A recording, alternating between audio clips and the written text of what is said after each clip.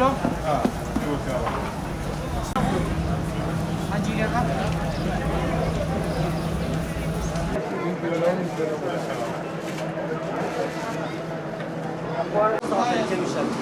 دەمێکە تقریبان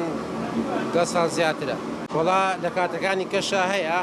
بەس ڕەمەزانە زیاتر تەڵەبمان زیاترە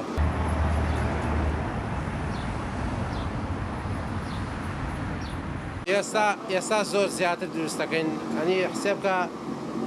بە 6 مانگیشەوە نەنافرۆشین ئێمە زلوبیا دروست دەکەین ڕانەقەل دروست دەکەین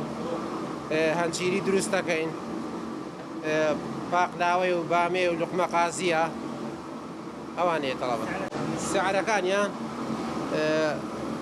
زلوبیا بە 3000 جملە کیلۆکاریش بە 4000 ڕانەقەل بە 2000 جملەکەی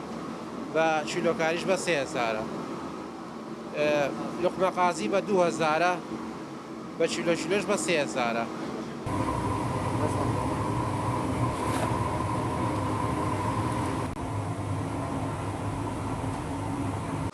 کاتی وایە سەعات لە 2 شەوە دەست پێەکەن 3 شەوە دەست پێەکەن 4 دەست پێەکەن تراوە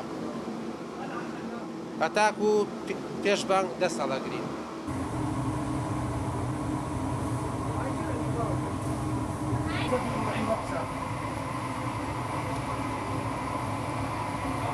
مشتریمان هەیە مشتری تایبەتمان هەیە من خۆم ڕقەمەکانیان دەمێت تەڵەباتیان چەندێ بوو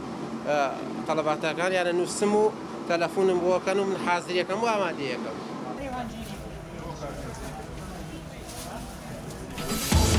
هەنجیری